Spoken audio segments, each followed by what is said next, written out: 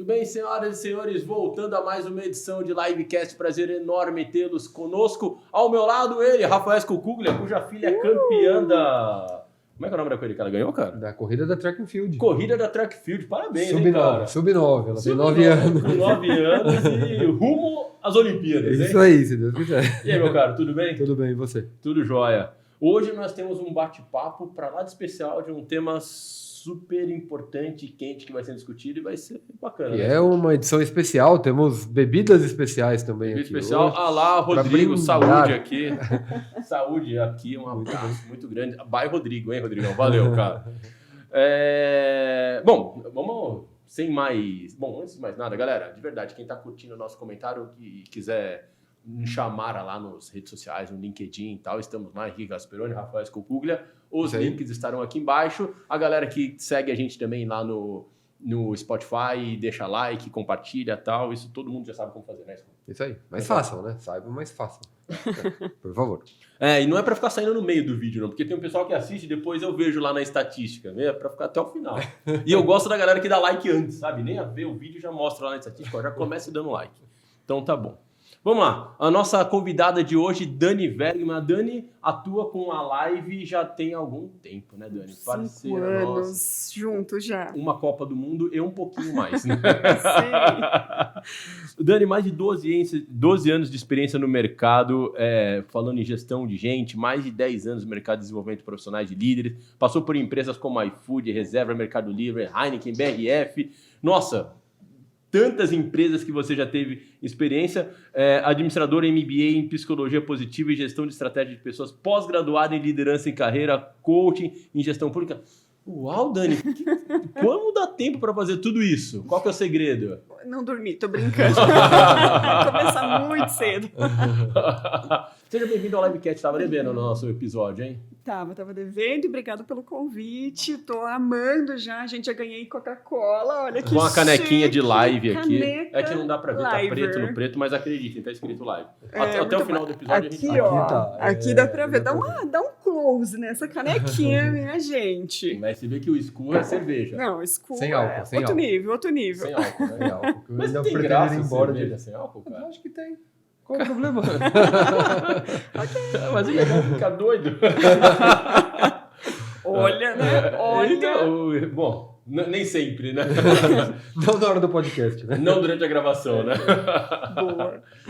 Mas legal, Dani, conta um pouco da sua trajetória ao longo de todas essas empresas aqui, como é que você começou nesse lado de gente, como você começou cuidando de pessoas, da onde veio essa paixão?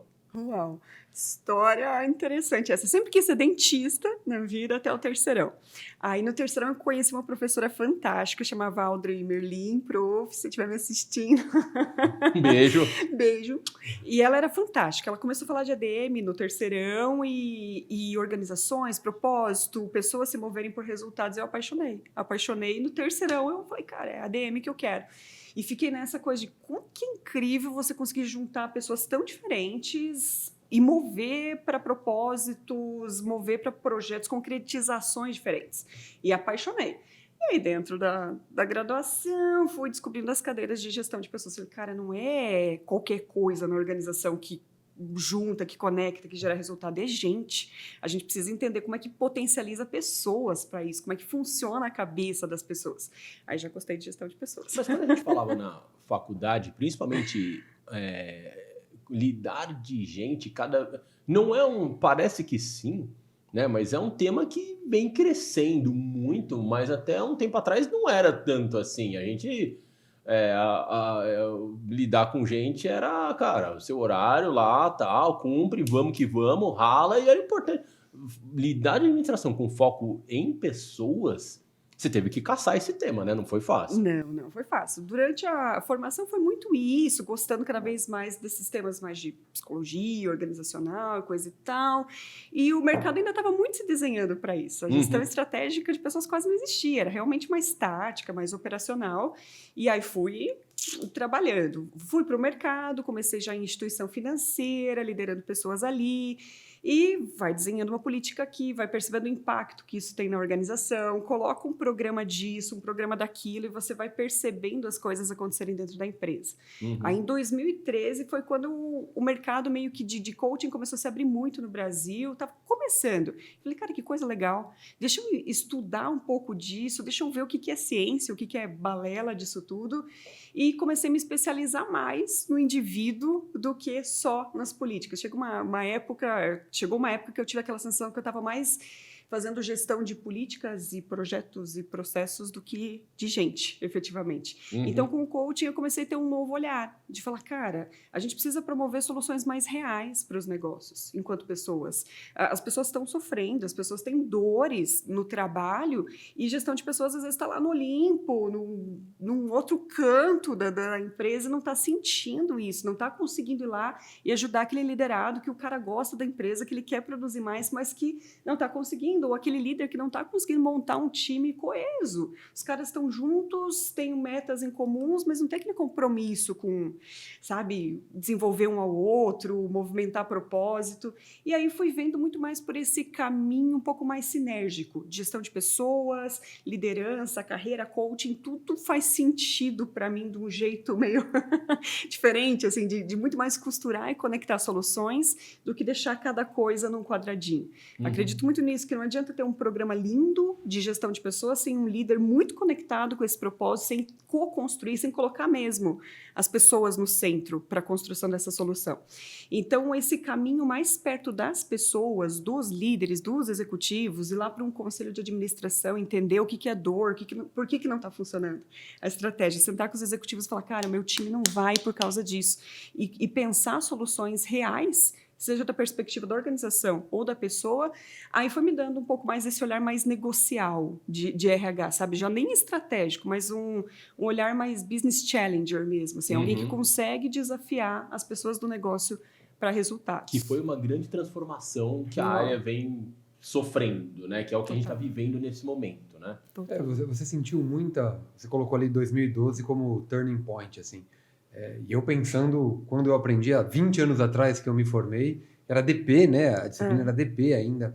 Você enxerga que mudou muito a forma como as empresas estão enxergando o ativo pessoas do que no passado mais recente, assim?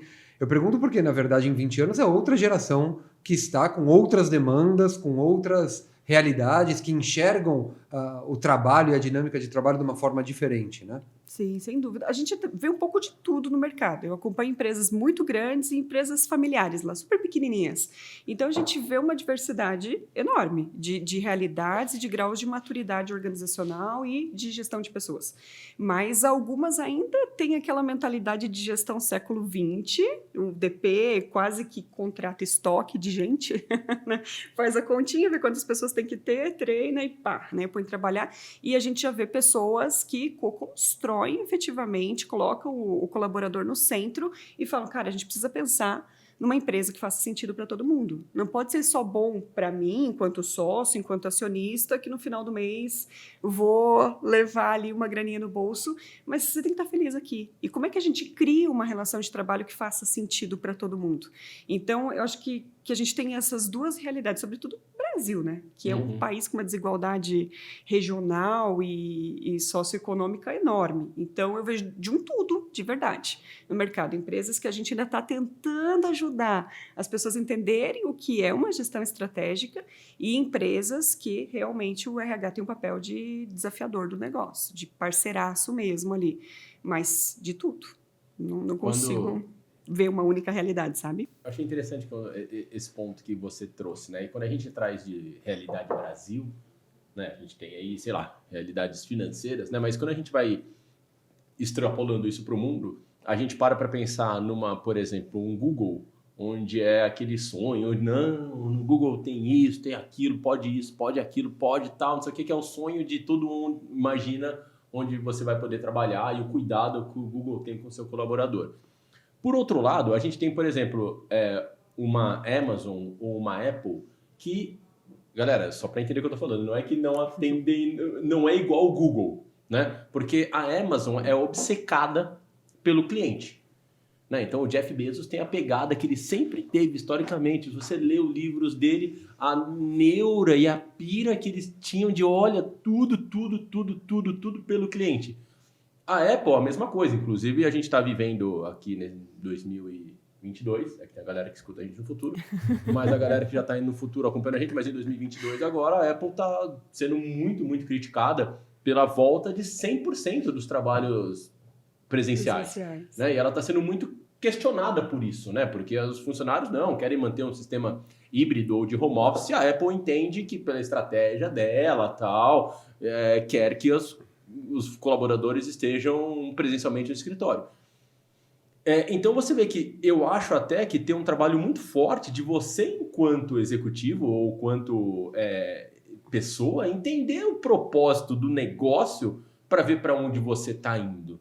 Exato. Porque se eu quiser entender que eu vou ter que ser, sei lá, mais uma empresa como a Amazon, o foco vai ser o cliente. No centro de tudo está o cliente.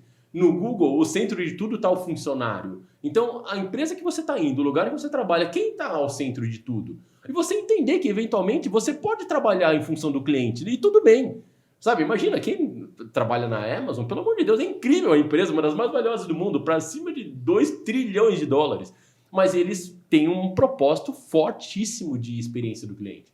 Né? Então, acho importante a pessoa entender que existe esse lado e você tem que combinar com o seu propósito, né? Se é isso que você gosta para você, né? O tal do fit cultural nunca fez tanto sentido, né? Porque, cara, é o propósito da empresa, é a cultura da empresa, é o jeitão dela ser. Eu me alinho com isso. Isso faz sentido para mim? É isso que eu quero nessa fase de carreira? Se joga. Talvez seja exatamente o que eu quero. Eventualmente, não. Talvez não seja. Então, poxa, por que não eu estar no protagonismo da decisão da minha carreira? Cara, faz sentido estar aqui ou não faz sentido estar aqui? E tá tudo bem. Procura outra organização com um propósito que possa estar mais alinhado ao meu. E beleza, né? A gente já passou muito daquela era da retenção do talento, que você tem que reter as pessoas. Tem que reter, tem que engajar. Faz sentido estar junto? Bora ser o melhor junto. Não faz mais sentido estar junto? Promove para o mercado ou se promova para o mercado e vai ser feliz. Reter tem muito a ver com essa coisa de ficar contido, sei lá, uma coisa que já deveria ter fluído e ainda está ali contido. A gente já passou dessa era, né? A gente vive aí, o Daniel Pink fala muito da motivação 3.0, que tem exatamente a ver com isso. A gente se motiva não mais por recompensa e punição, mas por propósito. Tá alinhado ou não tá? Né? Depois disso, por maestria, eu consigo empregar o meu melhor no meu trabalho todo dia? Maravilha! Então, eu tenho espaço para crescer cognitivamente nessa empresa. E por maestria, né? Eu consigo, por maestria, por propósito e por autonomia. Então, com essa maestria toda que eu tenho espaço para criar e fazer do meu jeitão aqui. Esses são os 3 grandes motivadores da nossa era. Então, se eu encontro os meus motivadores na Apple, lindo. Se não é na Apple, se é lá numa empresa familiar que faz todo mais sentido, lindo também. Desde que eu não terceirize essa responsabilidade. Não deixe no colo da empresa, como muita gente que eu atendo ainda deixa. A empresa me diz, né, para onde eu estou indo, me dá um plano de cargos e salários, me dá um plano do que eu tenho que estudar, me diz onde que eu tenho que me desenvolver. Cara, não dá mais, não dá mais. Não no mundo bunny que a gente vive, não tem mais esse espaço tão marcadinho e fechado, né? Agora, por outro lado, vou fazer um contraponto aí a essa visão. Saiu hoje, nós estamos aqui no dia 6 de setembro, eu estava lendo de manhã matéria da Forbes, do portal, né? Falando sobre Quiet Quitting, que é o tema principal do nosso bate-papo hoje, mas Sim. Ele começa dizendo que temáticas como motivação, engajamento, já estão fora de moda para os mais jovens, para aqueles ingressantes no mercado de trabalho. Tem correntes que eu sigo no Twitter e LinkedIn menos. Depois eu vou consultar aqui para dar o crédito da onde eu li corretamente de qual é a conta. Mais de uma conta com milhões de seguidores que prega muito essa questão de que o trabalho é uma relação comercial. E a empresa tem interesses naquela competência ali determinada, comprada do colaborador e vice-versa, e apenas isso. Você vai ser feliz e você vai conquistar os seus sonhos, não é dentro da empresa, necessariamente fora. E enxergar isso como uma relação comercial pura e simplesmente. Queria ver como é que você entende essas correntes de pensamento e que estão cada vez mais pipocando e cada vez mais presentes em uma parte, pelo menos, dos colaboradores, do mercado de trabalho como um todo. Legal. Ainda a gente não vê uma única visão sobre o tema, e isso é importante mencionar. Realmente tem algumas pessoas que entendem a demissão silenciosa, então, como, cara, meu trabalho, estou te vendendo X horas do meu tempo, a gente combinou que o entregável é esse aqui, e beleza, aqui eu tenho a renda que eu preciso para realizar os meus sonhos e ok. Então, a gente vê aqui algumas pessoas tentando buscar um pouco mais de equilíbrio, né? Work and life balance ali. E nesse sentido, ok, pode ser até um input interessante para a gente fazer, né? Porque a gente construiu todo o mercado de trabalho num pensamento muito geração X, né? Que, o mercado de trabalho era aquele campo de guerra, o primeiro a chegar, o último a sair, entrega, entrega, entrega. E essas novas gerações claramente já não se motivam tanto por isso, certo? Elas querem realizar seus sonhos, tem outras dimensões da vida que são muito importantes para elas. Então, esse questionamento eu vejo como muito válido, muito importante. Por outro lado, eu também vejo algumas pessoas levando o termo do Quiet Quitting para, poxa, entregue o menos possível no teu trabalho. Vá lá e se o que é contratado, o combinado é A, então beleza, entregue A, mas nada além disso. Aí esse pensamento me preocupa um pouco, certo? Olha, a gente precisa buscar caminhos mais saudáveis, ok. Agora, esse segundo de cara, se envolva o menos possível com o teu trabalho, esse me desperta, assim, um olhar bem preocupante para o mercado. Por quê? Veja, a geração Z, mais de 50% dela já se identifica nesse movimento. E se a gente olhar o estudo da Gallup desse ano, a gente percebe ali que 19% das pessoas, mundialmente falando, estão ativamente desengajadas no seu trabalho. Ativamente desengajado tem o sentido de viver uma experiência tão miserável de trabalho que eu espalho a minha infelicidade para os meus colegas e no meu ambiente. Então, 20% da população mundial está vivendo uma miséria de vida, uma relação com o trabalho lastimável e continua espalhando isso no ambiente de trabalho. 79% das pessoas estão infelizes com o trabalho que realizam. 79, gente, é muita coisa, é muita coisa. E 60% das pessoas estão desconectadas, ou seja... Isso é mundo. Mundo, isso é a pesquisa da Gallup. Isso em todas as gerações, porque o movimento tem chamado a atenção para a geração Z, mas... Microfone! O movimento do Quiet Quitting tem chamado a atenção para a geração Z, mas não é muito diferente das demais, não. Quando a gente olha mundo e regiões ali pelo estudo do Workplace da Gallup desse ano. Então, se 79% de nós não estamos felizes com o trabalho, se 19% de nós estamos nos sentindo miseráveis com ele e 60% estão desconectados, ou seja, eu venho para o meu trabalho com corpício, porque a alma, a motivação já ficou lá na minha casa, ficou em outro lugar, é no mínimo da gente pensar.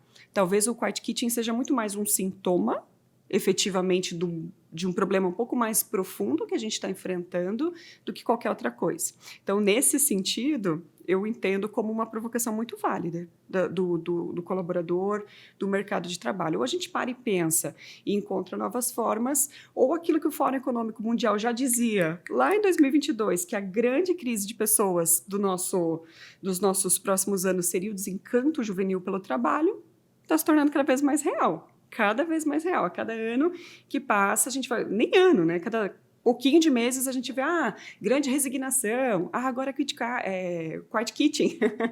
Efetivamente, várias outras tendências, Open Talent Economy, crescendo pra caramba. São todas tendências que estão mostrando uma profunda insatisfação. Então, cada vez mais, a gente precisando pensar.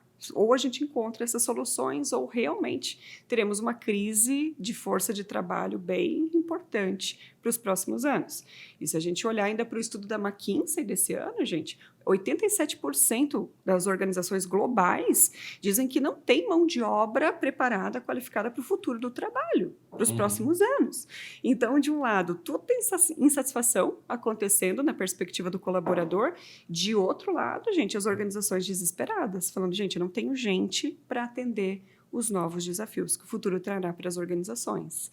Então, nesse contexto, é extremamente necessário repensar, né? Pensar o que eu posso utilizar, o que me faz feliz no trabalho, o que eu busco, e sem eu ter esses elementos, dificilmente vou encontrar um lugar que faça sentido para mim. Um lugar que eu possa falar, putz, aqui eu posso florescer, aqui eu posso ter uma carreira mais plena, ou que faça sentido realmente para mim, sabe? Mas você sabe uma questão que eu fico pensando e que tem um pouco de dificuldade de assimilar? É as pessoas comentando sobre o Quiet Kitchen e outras vertentes nessa tendência, basicamente sob a perspectiva dos gestores das empresas ou das empresas, entendendo isso como um problema muito mais do que como um fenômeno. No sentido de que a gente deve agir para evitar que isso aconteça, ou a empresa tem um papel de liderar uma motivação maior, um engajamento maior por parte do que apenas aceitar que isso é uma realidade. E eu fico pensando, por que não? Será que não é um fenômeno? Porque, pensando um pouco como o pensamento da corrente, faz sentido. Eu tenho lá um job description, eu sou remunerado por aquele job description. Se eu cumprir aquilo e minimamente aquilo, teoricamente está ok, porque é para isso que eu fui discriminado, ele está escrito que eu tenho que fazer aquilo, eu estou fazendo aquilo muito bem. E a empresa me remunera, me dá bônus ou me evolui na carreira por conta do que eu faço a mais, extra. O Quiet Kitchen não, é isso? Tudo bem, eu não quero bônus, eu abro mão disso tudo para cumprir apenas o que foi me programado no início. Qual que é o problema disso? Será que encarar isso como um problema não é errado ao invés de encarar como um fenômeno? E a gente vai ter que lidar, porque as pessoas estão, de fato, querendo apenas cumprir aquilo ali? Esse é o momento que eu estou de reflexão filosófica, assim, de não saber como lidar com um fenômeno muito bem, ou como interpretar esse fenômeno que virou um boom de uma hora para outra e a gente está lendo cada dia novidades sobre o assunto, né? E a sua opinião a respeito disso? Eu gosto muito desse olhar do fenômeno, da gente se colocar nesse lugar do antropólogo curioso aí e perceber esses movimentos. Porque senão a gente vai fazer a mesma coisa que a geração X fez com a Y.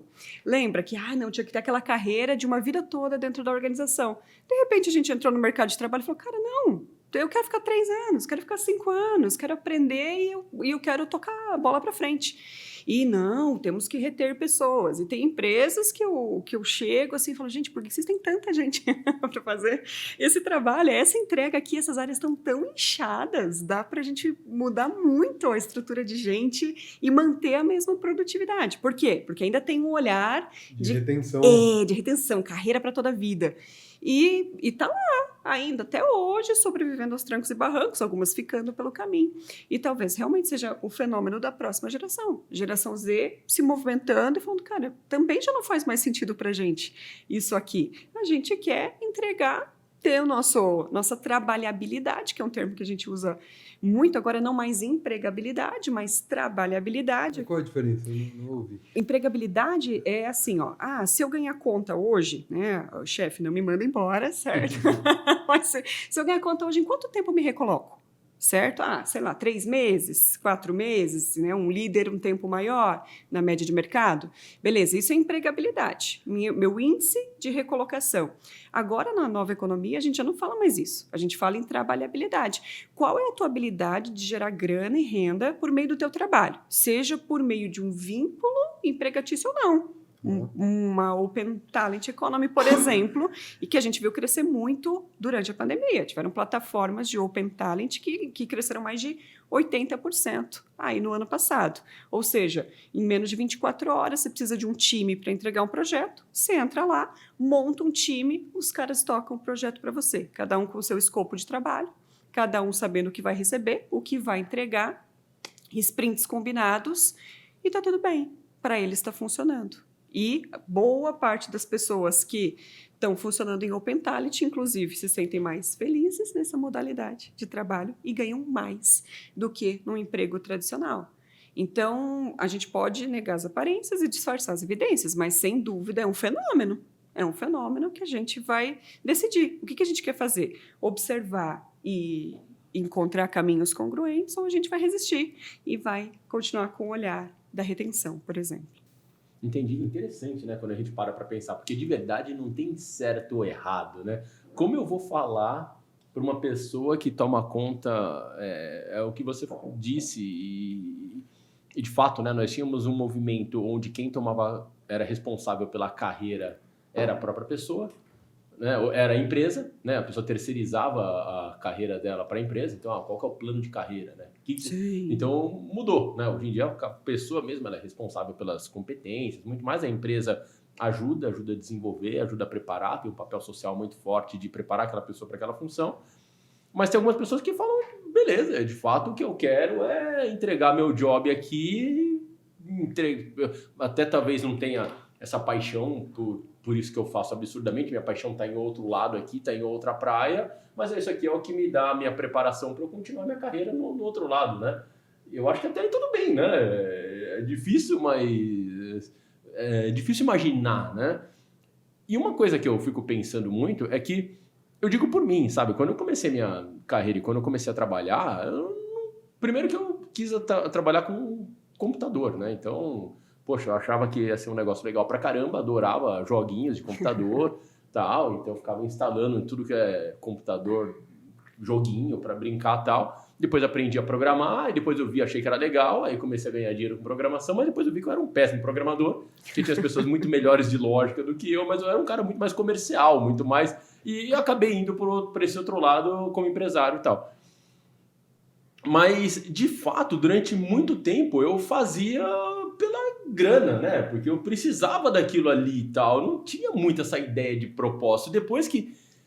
começando com os anos, com mais experiência, sendo exposto a diversas experiências ao longo da minha jornada aqui profissional, eu fui vendo, cara, como é legal você transformar a vida das pessoas através da educação e tal, e as coisas foram mudando. Depois eu comecei a ver o quanto é legal você ensinar alguém, como é legal você ver uma pessoa saindo de um treinamento que você ofereceu completamente transformado, ou a pessoa te dá um feedback que teve um emprego novo, ou uma promoção, ou implantou um projeto que trouxe resultado para a empresa, o quanto isso te dá satisfação. E aí foi onde eu encontrei meu propósito, que é falar, beleza, quero fazer isso aqui para 10 pessoas, para 100 pessoas, para 1.000 pessoas, para 10 mil pessoas, e você quer fazer cada vez mais, e acaba se viciando nisso, né?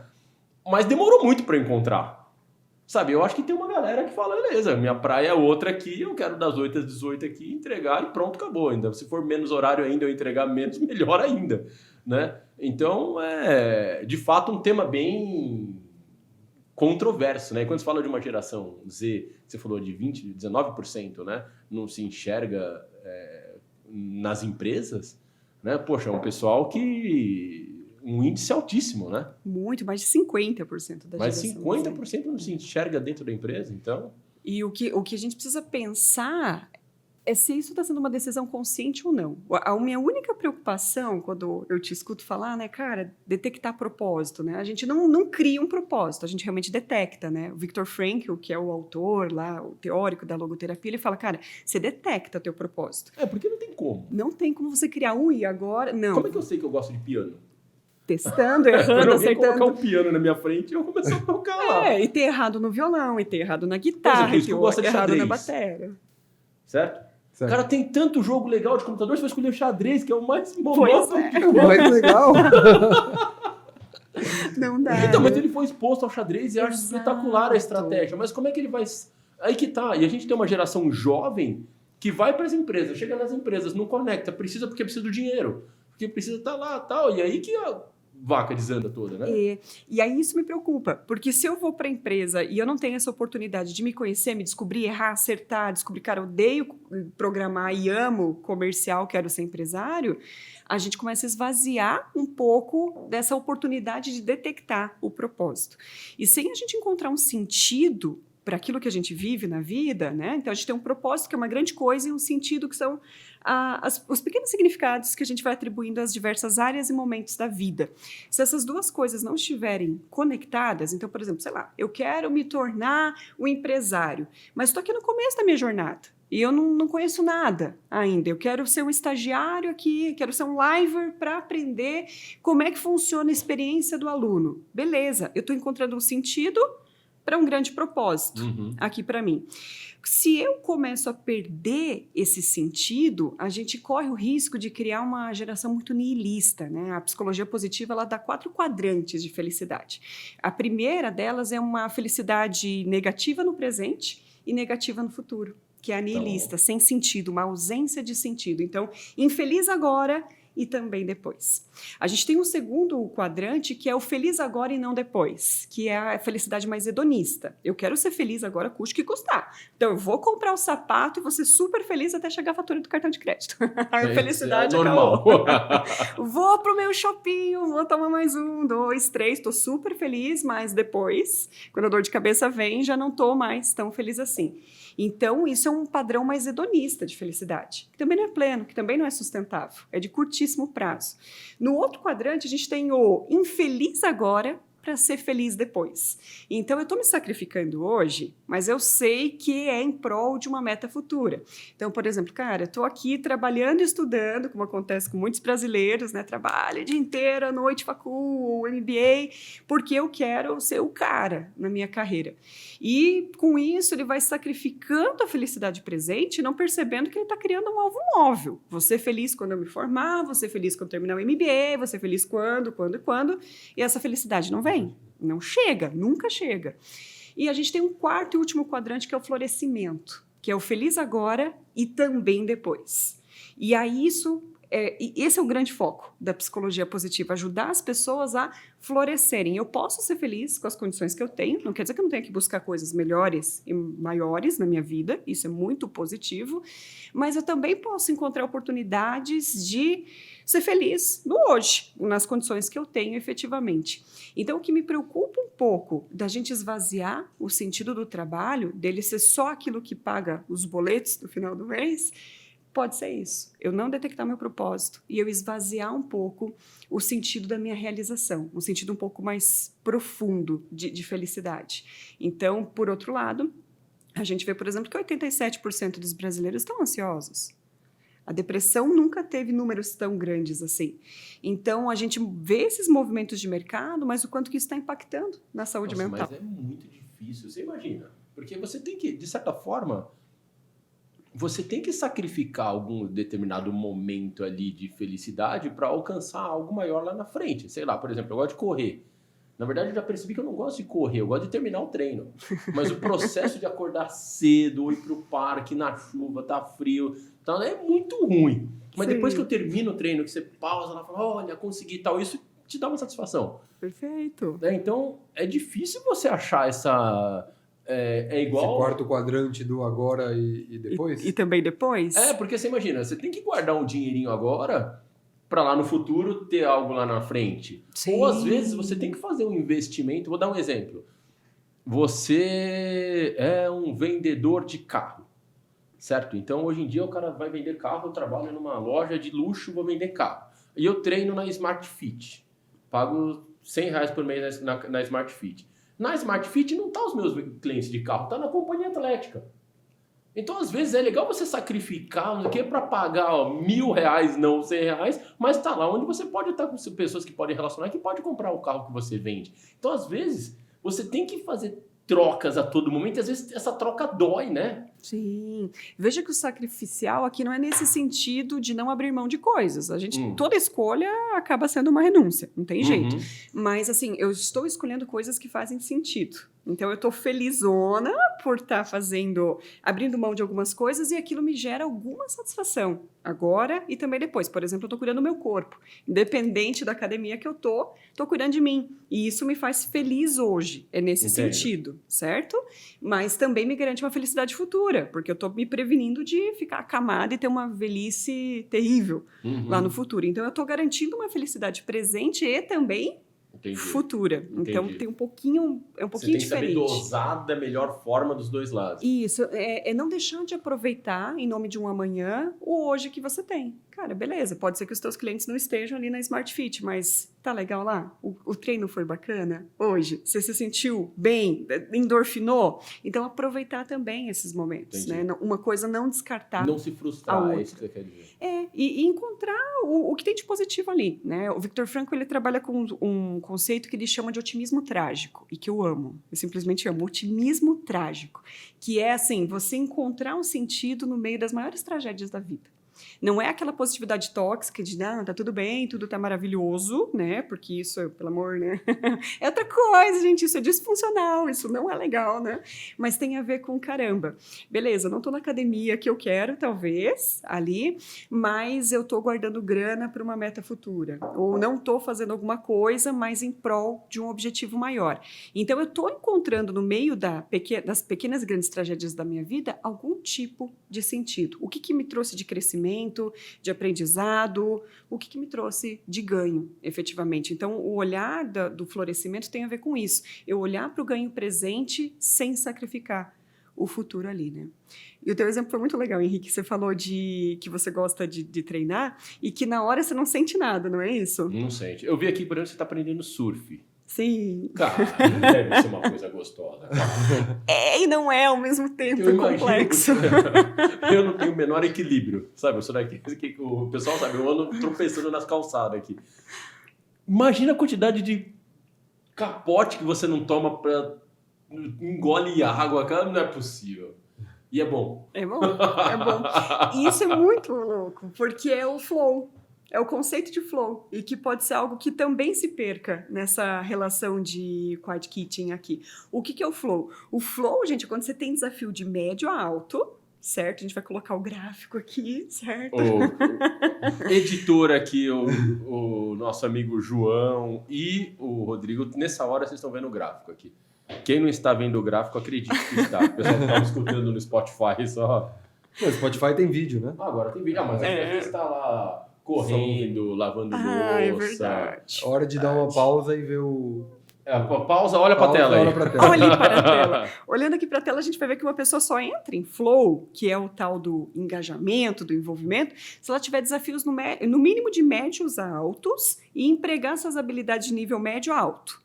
Então, se eu não tiver um nível bom de desafio, um nível bom de habilidade para empregar, eu nunca vou entrar em flow. E é interessante que as pessoas falam muito de entrar em flow como se fosse uma coisa que no momento é positivo. E não é. É bem o teu relato, de que na hora você não sente nada, mas a satisfação pós-treino ela é legal. Mas o que é entrar em flow? Entrar em flow tem a ver, então, com o segundo pilar da psicologia positiva. Né? Para eu poder dizer que eu sou feliz no meu trabalho e na minha vida, eu vou ter que ter 5 elementos, segundo a psicologia positiva. O primeiro dele é o positive emotions, que a gente já falou um pouquinho aqui, né? Hedonista, nihilista ou sacrificial, né?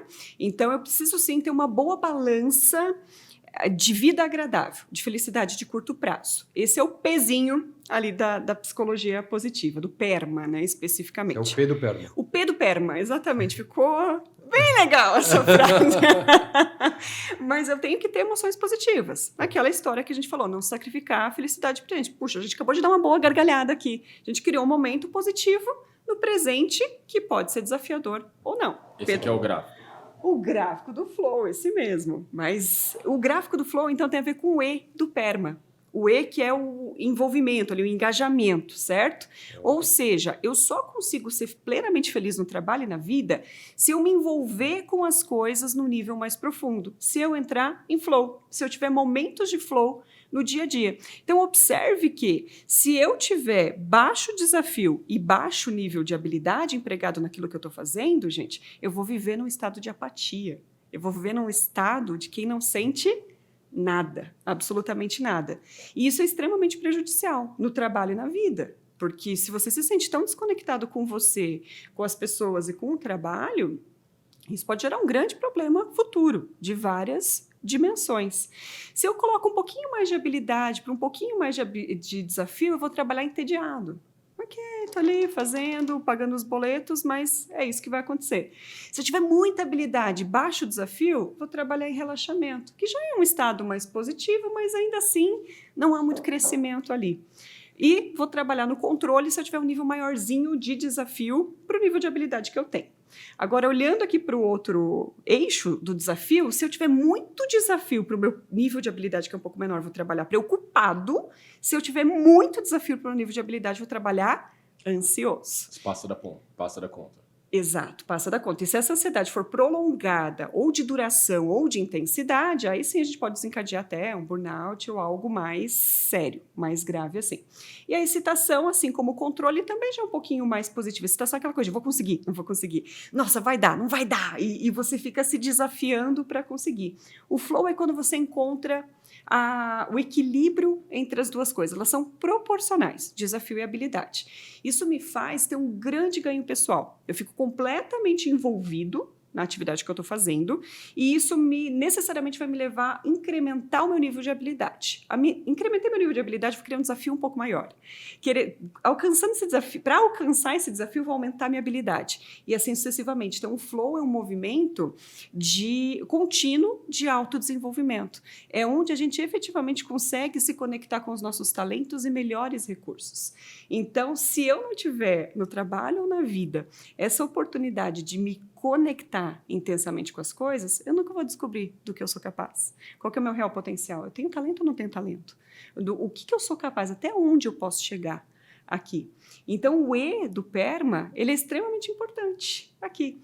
Então, dependendo da perspectiva que eu tenho do Quiet Quitting, eu posso estar me eximindo de viver um pouco mais de flow, um pouco mais do engajamento ali. Em nome do P, das emoções positivas, posso estar sacrificando o flow. E com Quer dizer que a pessoa pode viver em tédio ou relaxamento eterno? Eterno. E isso não necessariamente vai ser produtivo para ela. Então, se eu sou alguém que está considerando, que está se percebendo nesse estado de quiet quitting, eu preciso pensar nisso. Isso é sustentável para mim? Isso é uma estratégia de sobrevivência na minha carreira? É um estilo de vida? E se for um estilo de vida, eu estou conseguindo entrar em flow ou garantir as 5 perninhas, ali, o PERMA todo, de outra forma na minha vida? Porque se eu não tiver, isso vai ser um grande problema para a minha carreira, para mim enquanto indivíduo e, com certeza, para as pessoas que se conectarem comigo no trabalho. Muito interessante. A minha pergunta é se existem maneiras de buscarmos a felicidade em outros quadrantes que não o do flow. Por exemplo, o de relaxamento, que está escrito ali confiante Sim. e satisfeito, se não me engano, o terminho que Confiante e satisfeito, que me parece ser um pouco da filosofia por trás, né? Sim. Quer dizer, eu não preciso ter muitos desafios para... Porque numa visão mais estoica do processo, da relação de trabalho, o que estamos buscando no final das contas é ser feliz, né? Sim. Ser feliz com as cartas que temos em mãos, com a realidade vigente, que é a realidade daquela empresa que eu estou empregado. Exato. Então, tem alguns perfis que vão buscar o flow, que vão buscar desafios e com isso os motivos, mas podem existir perfis que serão tão felizes quanto, com níveis de desafios menores, numa situação de relaxamento. É isso que está por trás do quiet quitting, será? Mais ou menos. Veja que eu não vou... Mesmo que eu seja um perfil que gosta pra caramba de desafio, eu não vou viver em flow. Isso não é possível. Entendi. Certo? São momentos isso. São momentos de flow. Tá. Então, imagine comigo que o flow é um processamento extraordinário da consciência. A sua mente racional e o seu cérebro racional e o emocional estão conectados de uma forma diferente ali. Todas as tuas intenções, motivações, sentimentos, todos os teus sentidos estão focados numa única meta. Certo? E você está totalmente absorto naquela experiência. Nesse momento, você tem uma meta muito clara, um feedback imediato e você efetivamente tem uma sensação ali de perder a noção do tempo. Não sei se vocês já se perceberam, assim, tá tão envolvido num projeto que você perde a noção do tempo, você perde a noção do que é você e virou um nós, você com o teu objeto de trabalho, você com a pessoa que você está trabalhando. Então, essa transcendência da individualidade é uma experiência autotélica, então ela é automotivadora. Eu vou buscar o flow porque é muito bom, porque sentir esse barato do flow é bom pós-treino. Na hora do treino talvez nem tanto, mas depois olhar para trás e ver a realização da experiência, ela é fantástica. Então eu não vou conseguir viver isso o tempo todo, minha mente 100% focada numa única coisa. Isso não é possível. Então a gente sempre alterna entre esses status. Claro. O fato é que eu preciso ter um pouquinho de flow. E quando a gente fala em desafio, aqui não é talvez nesse sentido mais caricato que o mercado dá. Então vamos supor, eu tenho um time comercial e todo mês eu subo a meta dos caras. Os caras têm que vender 5% a mais. Não necessariamente isso é um desafio aqui. Desafio, a gente está falando em empregar tuas capacidades cognitivas de forma diferente. Então, tem a ver com eu conseguir pensar mais, usar meus talentos, usar os meus recursos efetivamente para criar soluções ou para criar coisas novas. Então, veja que nem sempre, né, voltando para o exemplo do time comercial, nem sempre se você ficar me desafiando a vender mais, aumentar market share ou isso, aquilo, eu vou me sentir desafiado. Entendi. Pelo contrário, você pode estar me jogando no estado de ansiedade e não de flow, porque eu não estou conseguindo colocar mais de mim de uma forma nova no trabalho, eu não estou me descobrindo, não estou me engajando na experiência. Então, parece sutil, mas é diferente. Uma Perfeito. coisa do outro, que a galera às vezes entende o desafio só com foguete não dá ré, e nem sempre é nesse sentido, nem sempre funciona. Perfeito. Né? Sim, muito legal. E ainda mais a ideia é que os desafios mudam. Sim. Né? As metas mudam e os objetivos que a gente quer alcançar, eles vão girar ao longo aqui para cada... O que eu acho é que você não pode deixar os desafios abaixarem e as habilidades diminuírem demais. Acho que esse é o conceito. Né? Esse é o cuidado. Você tentar se manter o máximo possível aqui entre a excitação, flow e controle. Essa é a ideia. Isso, e veja, mesmo o relaxamento, vai ser super importante você ter alguns momentos de relaxamento, e tá tudo bem de vez em quando ter uma apatiazinha, um tédiozinho. Todo mundo tem, gente, todo mundo tem, por mais incrível que seja o seu trabalho, vai ter atividades que você fala, cara, isso aqui é chato pra caramba, se eu pudesse eu não faria. Tem ou não tem? Sempre Todo tem. mundo tem. E tá tudo bem. Mas desde que eu consiga viver flow. Se eu não viver um pouquinho de flow, ou ter esses momentos ali, o que vai acontecer? Ao invés de eu ir para o florescimento, eu vou ir para o murchamento, que é o exato contrário ali para a psicologia positiva, que é quando eu começo a me embotar. Não sei se vocês já viram pessoas extremamente ativas, é bem interessante isso, porque até a velhice, né, tem mudado muito, como as pessoas enxergam carreira na terceira idade tem evoluído muito também aqui. Mas algumas pessoas se aposentavam e elas paravam, foram extremamente ativas a vida toda, de repente foi lá e pendurou a chuteirinha. E essas pessoas começam a murchar. Não sei se já perceberam isso, começa a ficar triste, começa a ficar dentro de casa, não faz mais nada, acorda para esperar o fim da vida, basicamente. Isso é um murchamento. A pessoa não está mais acessando os seus recursos. Ela deu o total significado da vida dela ao trabalho e agora ela perdeu o trabalho. E com isso, a vida esvaziou o sentido. Então, é extremamente improdutivo para a mente humana. Então, por isso que o momento de flow é importante e por isso que, sim, a gente pode encontrar em outras dimensões da vida o flow, não necessariamente só nos desafios de trabalho. Inclusive, se você está no momento de carreira, que você não está conseguindo viver um momento positivo ou viver flow no seu dia a dia, vai surfar, vai fazer alguma coisa legal. Vai correr. Se propõe algum desafio cognitivo, então, que envolva mais de você e se dê metas. Então, para que você possa compensar essas diferentes dimensões da vida. Porque depois você volta melhor para o trabalho, né? Volta muito melhor para o trabalho e lembre-se que você é um ser humano. Então, não é só de trabalho, a vida não é só trabalho, nem o contrário. Né? Então, a gente precisa agregar essas coisas e uma ajudar a outra ali, né? Sem dúvida. Você sabe que durante a pandemia que a gente estava no... Eu confesso que eu fui um dos caras que furei a pandemia toda terça, quinta e sábado correndo pelo bairro escondido, sabe? Eu ficava e corria só por rua que não tinha ninguém, sabe? Eu ficava escondendo pelo meio do bairro, assim, correndo e tal. E uma das coisas que eu gosto muito de fazer quando eu tô nesses momentos meio de... Sabe quando você fica meio em dúvida, decisões para tomar? A gente brinca aqui na live que a gente fala que tem que dormir com problema, sabe? A gente tá em umas discussões aqui, a gente fala, tá bom, para agora, vamos para casa, a gente pensa na solução amanhã. O que eu gosto de fazer é passear com as minhas cachorrinhas. Eu tenho 2 cachorrinhas, ponho na coleira e vou andando. Fico andando 2 horas pelo bairro inteiro. As coitadinhas chegam e dormem a noite toda. Mas é o momento em que você vai relaxando, sabe? Você sai desse ambiente, olha as coisas por fora, sabe? E aí você pensa, relaxa, né? Acho que são coisas que te oxigenam, né? Que te traz uma visão diferente. E aí eu ia te perguntar, Dani, legal, a gente está falando aqui muito sobre o viés eu. Né? Se encontre nesse ambiente. E aí entra um outro problema, né? Porque a gente lida com pessoas, né? A gente é o líder, né? Para quem está escutando a gente aqui, tem equipe, fala, poxa, legal aqui, eu faço tudo isso, tal, bacana, tenho aqui, encontro o meu momento, mas eu tenho aquele cara na minha equipe que eu tô identificando que está com problema, né? E isso, certeza que acontece, né? Porque a todo momento você vê pessoas que não estão brilhando, né, na sua equipe e está passando por alguma situação.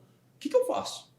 Como é que eu lido com isso? Porque essa é a grande dificuldade, né? Imagina, você lidar com pessoas que estão na sua equipe que estão ali, sabe? Estão em tédio, estão em ansiedade por muito tempo e não estão conseguindo brilhar.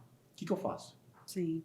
Olha, eu acho que o quiet aqui pode ser um desafio muito grande. O manter-se em silêncio nesse tipo de condição pode ser bem prejudicial. Eu acredito muito que o diálogo e a aproximação podem ser excelentes caminhos para eu entender um pouco mais do que qual é a tua, o que te motiva, o que congrega aqui entre a empresa, a equipe e você.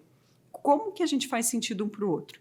Então, na perspectiva de liderança, eu acredito que muito essas conversas muito honestas sobre carreira, de você gerar um clima de segurança psicológica suficiente para eu poder tirar a máscara e falar assim, chefe, é o seguinte, eu estou aqui por 2 anos, cara, porque eu quero juntar grana para essa meta pessoal que eu tenho, é isso aqui que eu quero. Eu vou dar o meu melhor, estou aqui, mas o meu propósito aqui é esse, é de curto prazo. Está tudo bem para você? Isso te atende? Como é que a gente pode fazer isso funcionar? É uma conversa muito honesta, muito franca e muito corajosa, porque boa parte dos líderes não estão preparados para ouvir isso. Né? Tem gente que vem me perguntar os gabaritos para as entrevistas, então as pessoas acham que tem assim, aquele checklist para passar num processo seletivo, por exemplo, porque elas já estão com aquela mentalidade de que o chefe não quer ouvir qualquer coisa. Ele não está pronto para uma honestidade radical, né? E eu acredito que enquanto a gente mantém isso muito nesse campo de silêncio, é um risco. Então, eu começaria um bom primeiro passo um ambiente de mais segurança psicológica, certo? Que é, sem dúvida, o principal elemento para criar uma equipe de alta performance. E depois, eu adquirir novas ferramentas de liderança para poder ter esse nível de conversa e de maturidade também. Mas e para o líder com liderado? Você falou do liderado para o líder, né? Chegar eu falar para o meu chefe, falar, chefe, tá aqui, mas e como é que eu faço com a minha equipe? Eu acho que é eu começar a estabelecer essa conexão de segurança psicológica com a minha equipe primeiro ganhar a confiança deles, para depois chegar e falar, bonitão, vem cá, vamos entender. É por aí? É por aí. Eu estava pensando, é uma perspectiva dupla, sem né? dúvida, Verdade, né? sim. Sem dúvida. Mas é que é mais difícil. Imagina você olhar o cara na sua equipe, ele está entregando, está fazendo o básico, mas você vê que não está. E você tem oportunidade, eventualmente, de uma vaga e a pessoa, você vê que é difícil, né? É super. Eu já acompanhei alguns líderes que sofriam mais do que o próprio colaborador, porque o colaborador não queria crescer.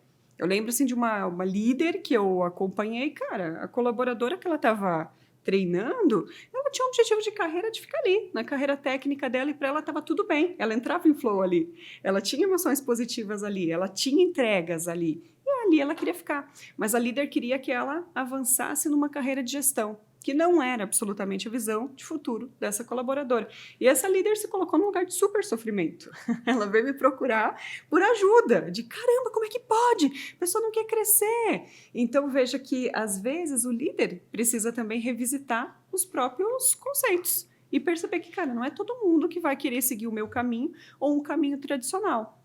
E tá tudo bem. Né? Se fizer sentido, se houver essa congruência, beleza. Se não der, se é alguém que eu realmente preciso que fique por toda a eternidade na minha equipe, ela vai ter que provavelmente procurar uma outra pessoa.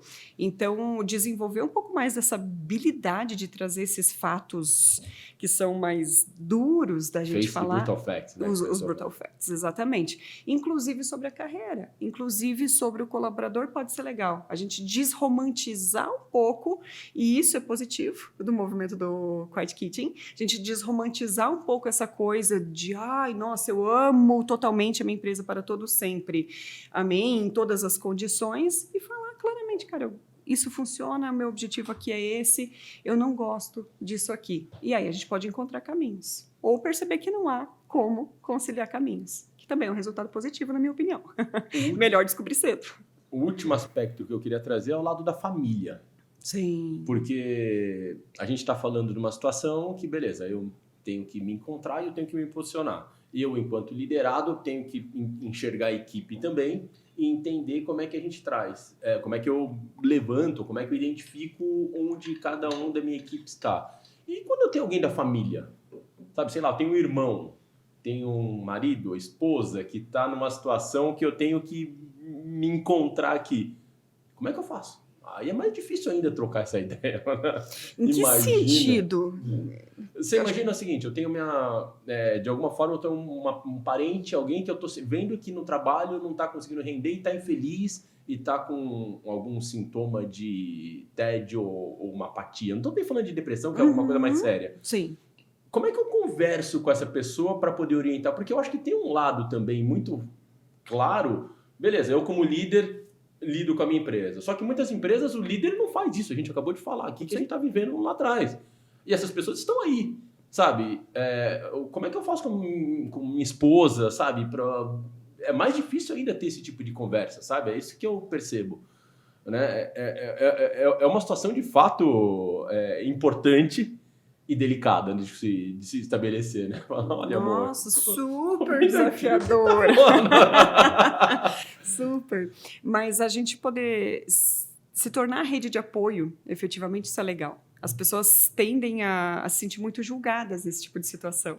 Então, quando um familiar ou um amigo se coloca nesse lugar de que eu sei todas as respostas para você, eu entendo completamente teu problema, porque as pessoas se colocam muito nesse lugar, né? De eu tenho todas as soluções, eu tenho todas as respostas, e não é tão simples. Não, imagina, você trabalha com carreira, qualquer problema que tem, liga pra Dani, né? Não, às vezes acontece. Eu preciso de um aumento aqui, preciso de um aumento. Peraí, manda o WhatsApp aqui, uma pessoa que consegue um aumento na hora. Manda aí, Dani. Não é? Não era igual eu para arrumar computador, sabe? A internet parou de funcionar. Eu não mexo com esse negócio. Eu faço ideia, né? De como então. Sim, mas se a gente consegue se colocar nesse lugar e oferecer esse tipo de apoio, até mesmo esses inputs, porque tudo isso é muito novo, tudo isso que a gente conversou é muito novo. E voltando lá para o PERMA, o R são os relacionamentos positivos. Eu só consigo me tornar feliz na vida se eu tiver relacionamentos positivos. Eu sentir que eu tenho uma rede que me recompensa e me apoia. Efetivamente. Então, não é qualquer relacionamento, não é qualquer marido, não é qualquer esposa, mas são relacionamentos que realmente me retroalimentam ali.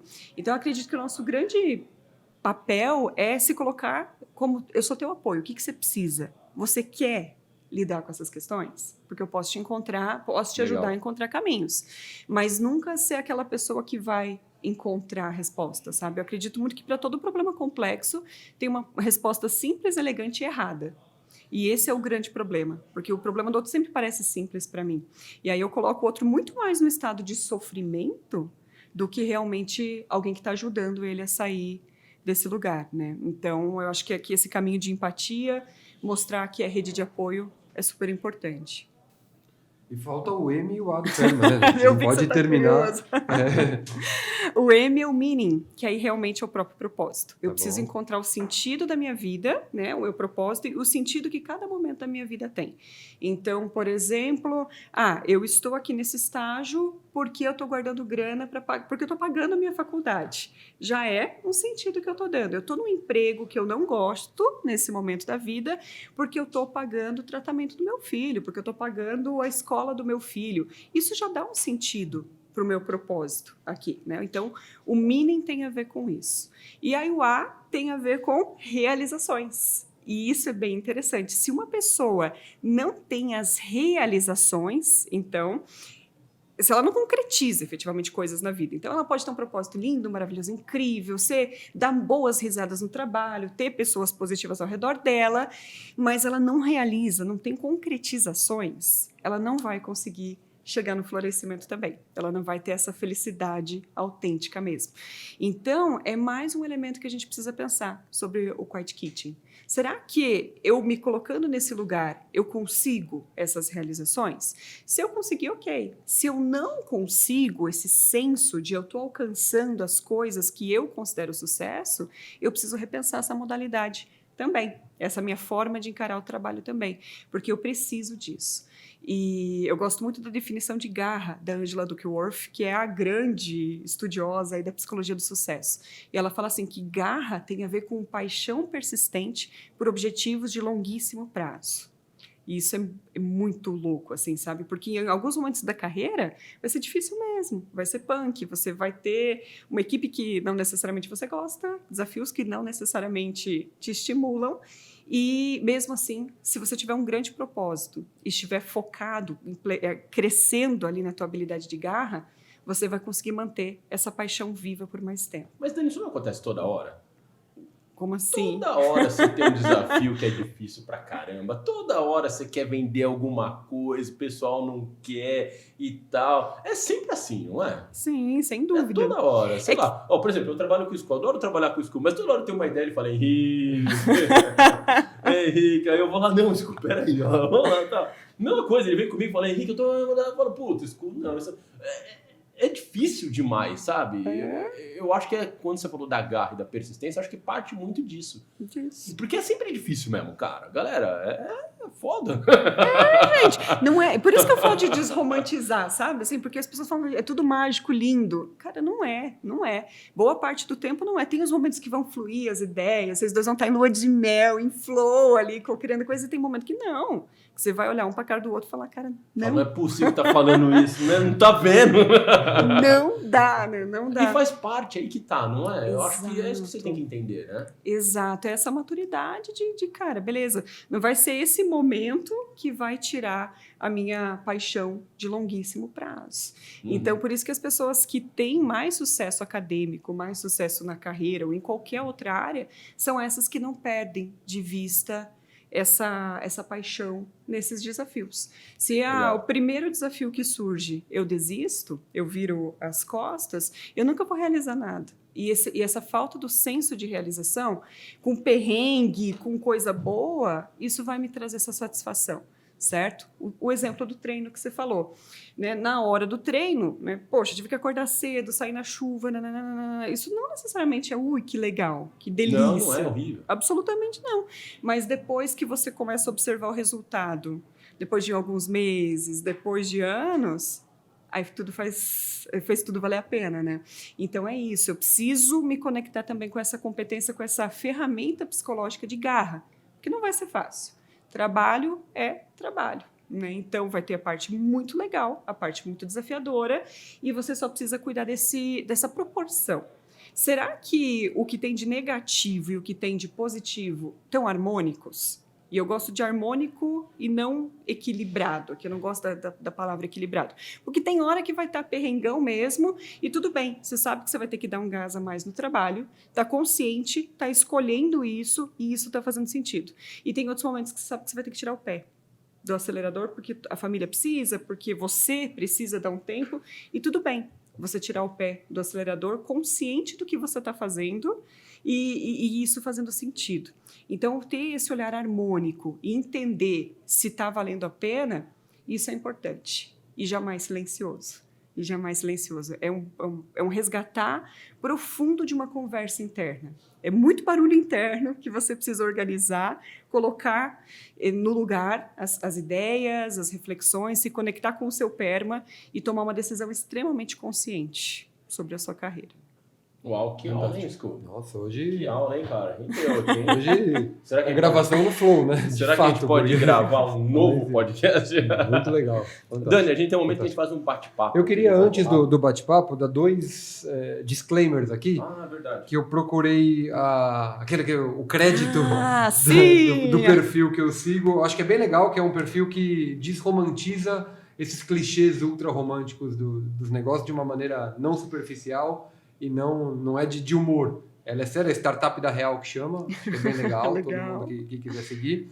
E um segundo indicação, você falou bastante do Viktor Frankl, e tem um livro, Henrique, chama Em Busca do Sentido, que é dele, que é desses de mudar a vida. Rodrigão, coloca aqui embaixo o link, porque, putz, é fantástico, acho que todo mundo deveria ler o um dos primeiros que eu indico, assim, de quem falou. É fantástico. Ele escreveu dentro de Auschwitz, É muito sendo louca a prisioneiro história, lá e é? estudando É, o que não faz. conheço, É vou louco buscar. demais.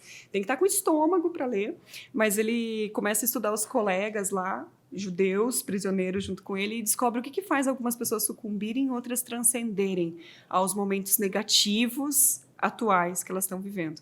E é ali que ele chega à conclusão que é o sentido, que é o E propósito. ele acha o sentido dele, a jornada de achar o sentido dele É demais, Esse aqui? né? é demais. Esse Ele primeiro busca aqui? esse mesmo. sentido, esse mesmo. Ah. Isso é muito bom. Ótima Tem no indicação. Não Eu sei. tenho ele físico. Não, cadê? Eu quero no Kindle, gente. Eu quero do Kindle. Eu vou comprar aqui, mas... Não sei te passar essa informação. O digital ocupa menos espaço, sabe? É uns kbytezinhos que fica ali. Legal. E o Garra, da Angela Duckworth, é muito legal. É muito nessa esse eu não linha conheço. também. Anotarei Esse aqui vale a também. pena, de desmistificar. Tipo, eu tenho que trabalhar. Trabalhe com o que você ama e você vai ter que... Não vai trabalhar o único dia na sua vida. Mentira, você vai. Você vai trabalhar? Sim. Vai ser mais prazeroso, vai ser mais legal, vai ser mais fácil, mas ainda vai ter que ser trabalho. Então, eu gosto muito da linha dela. Acho que vale a pena também Será a meu próximo. leitura. Será meu próximo. O Rodrigo me mandou um WhatsApp aqui, ó, para eu não vacilar, e falar que a gente vai fazer uma live falando sobre essa questão de retenção, sobre questão de talentos, gestão muito bacana, que vai ser bem legal. Cara, que time fera. Quem que montou esse time aqui, hein? Time de eventos. Time de eventos. Então, parabéns pra galera aí, pra Fê, pra Pam, pela Camila, que mandaram ver. A live vai ser no dia 27 de setembro, às Vai 19 ser horas. ou foi, né? Não Ou sei pro pessoal quando que tá ouvindo a gente no futuro, de volta pro futuro, já foi. Procura lá, vai estar no nosso canal do LinkedIn. Mas, de novo, horário? O horário vai ser às 19 horas, no dia 27 de setembro, às 19 horas, com o Fernando Massucci, cofundador da Pipe Mold. E ele é nosso professor também, aqui dá aula com a gente. Mas, cara, a gente vai ter a Carol Timura, da Eureka, que ela é super fera. Que já esteve aqui conosco. Já esteve conosco. Já teve a Cláudia Anânia, do Instituto Butantan. A Fernanda Amaral, que ela é Tech Transfer Pricing da LDC. O Gerson Oliveira, diretor nacional de trade da Ambev. E um abraço para o Paulo Leônidas, diretor de Supply Chain da Coty. Que também esteve aqui já. Já esteve conosco, o Paulo, o Zé, parceiraço. Então, cara, vai ser legal essa live, hein, cara? Não tava sabendo. Boa, hein, Rodrigão? Valeu pela dica aí. Para todo mundo que tá acompanhando, você vai colocar o link para na descrição também, né? Dani, me conta uma frase que marcou a sua vida ao longo da sua jornada. Uau, uma frase que marcou a minha E vida. você lembra assim, você fala... Tem essa aqui da Brené Brown que eu amo muito. Algumas vezes, o simples fato de humanizar os problemas lança uma importante luz sobre eles. Essa é uma frase que fala muito comigo em vários contextos, inclusive nesse de hoje. Uau. Um conselho que você recebeu ao longo da sua vida e de alguma forma você lembra até hoje, que marcou.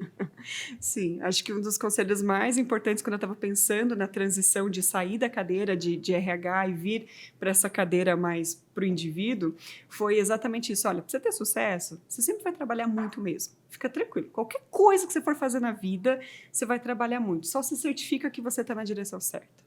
E vai, só vai. Então, acho que esse foi um conselho que me marcou e me deu muita energia, muita força para realmente conduzir essa mudança drástica aí de carreira. E até hoje, repito. Eu acho que trabalhar muito é parte do processo. Só que eu acho que o mais importante é a gente trabalhar muito e entender o resultado. Exato. Sabe, às vezes as pessoas acham que é legal, vou trabalhar muito. Sabe o que eu vou fazer? Vou acordar às 5 da manhã, vou ficar até não sei o que, vou ficar até de madrugada, vou até não sei o que, vou trabalhar. Mas peraí, tá dando resultado? Pra quê, Sabe, né? entenda a parte, sabe? Acho que você conciliando, sabe, o seu esforço, o jogo duro, com o resultado, aí a combinação perfeita, né? Exato. Trabalhar de forma inteligente não necessariamente só dura, né? Importante. Dani, uma competência que você acha que todos deveriam dominar?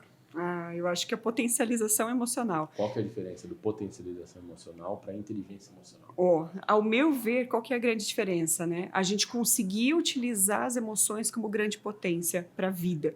Não só regular a emoção, ter empatia pelo outro, mas poder se apropriar das próprias emoções, né? Então pode.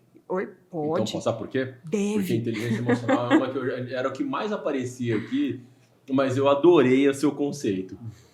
Eu acho que é um pouco mais profundo pra Muito mim, mais. sabe? Assim, de cara, você tá com raiva? Que maravilha que você tá com raiva, tá com medo? Que bom, olha pro medo, olha no fundo dos olhos dele, pega toda essa energia que ele traz aí pro teu corpo e usa, né? Diferente de eu simplesmente, tô com medo, vou regular, mas usar tudo isso até porque 80% do potencial humano está no cérebro emocional. Então, ou eu aprendo a usar esse bichinho, ou vou me limitar bastante aí na vida, né?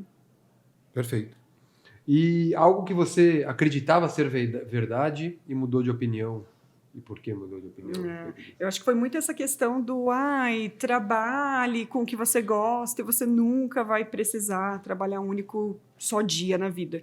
Confesso que nos meus anos de RH era algo que eu ouvia, acreditava muito, estava na minha cartilhazinha e acho que isso foi se desconstruindo e desromantizando com o tempo. Não, trabalho vai trazer alguns... Desculpa. É o pessoal que também me ligaram aqui, eu esqueceram da gravação. Então, assim, que eu fui desromantizando ao longo da vida, de que, cara, não, trabalho vai ter desafio, vai ser difícil em alguns momentos, mas pode ser muito recompensador se tiver dentro de um plano maior, né? Se realmente você conseguir integrar a tudo que a tua vida representa e não esvaziá-la unicamente a essa dimensão, né? Legal. Ô, Dani, agora chegou aquele momento que o Rodrigo... O que você trouxe pra Dani aí? Trouxe uma... Você tá fazendo trilha? Que chique. Então vai fazer trilha aqui com o nosso de live. Tá com... Peraí, tá um papelzinho papel aí. dentro. Tira o papelzinho. Aê, valeu. Boa. Né? Tá aqui de live. E aí, ficou legal? Boa. Então... você tá fazendo trilha agora, é isso? Eu faço trilha. Trekking, assim? Você gosta de subir a montanha? Tal? Eu gosto, mas por enquanto eu tô no nível easy ainda não tô dormindo, nada disso, mas... Isso aí nunca faço. Isso Nossa, a gente evoluiu tanto como ser humano. O conforto já tá Nossa, aí pra água aquecida, cama king size, e aí vai dormir lá, não. Mas olha, eu tô tentadinha, daqui a pouco... Que maluquice, esse nível conta já pra gente subiu. esse desafio, como foi. É que eu gosto... Foi pandemia também, né? Aquela loucura de gente, onde que a gente acha um lugar que não tem gente, porque a gente precisa sol, precisa caminhar e lockdown, né? E aí a gente começou lá em casa, encontrar um mato aqui, uma florestinha ali, uma trilha lá, e quando viu, a gente tava fazendo uma trilha por final de Você semana. acredita que eu escutei medo de onça? Isso que eu ia falar. O problema da trilha é onça. Onça. Tem um dia onça? que a gente tava fazendo uma prova de aventura e ele tava correndo junto. Aí tava eu e ele assim, juntinho, correndo e tal, a gente fazendo as provas e tal. Daqui a pouco, cara, o mato tava mais fechado, assim, aí eu escutei um tiro, mas aqueles de keniano, assim, sabe? Aí, o que foi, cara? O que foi? Ele, não, esse mato aqui pode ter onça. Cara, Mata Atlântica tem onça. se ele soubesse que tem onça desde o início, tinha ganho a prova.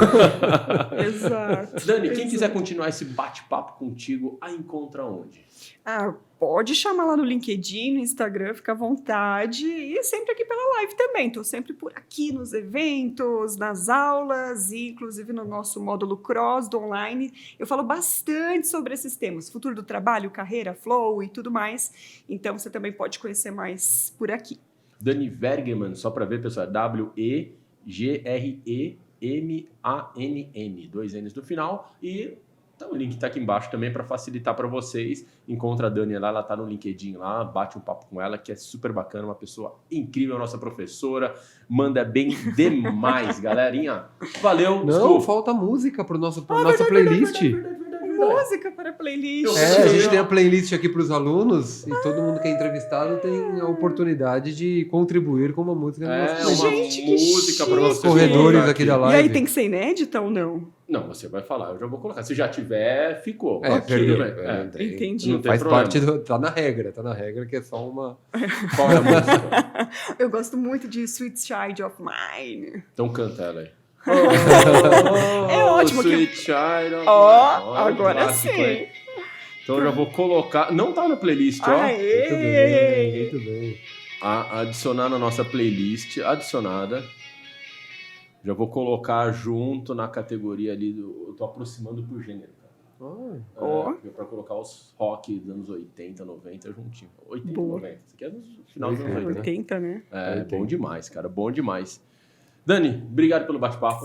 Obrigada também, Foi- gente. Amei o convite, viu? Foi muito legal. Valeu mesmo. Desculpa, Obrigado. valeu. Valeu, mais uma. Galerinha, todo mundo já sabe, né? Segue, Não compartilha. vamos nem falar tudo mais. nada, porque já todo mundo já sabe como é que é. Dani, valeu, Scu, valeu. Forte Valeu. abraço e até a próxima. Tchau. Tchau, tchau.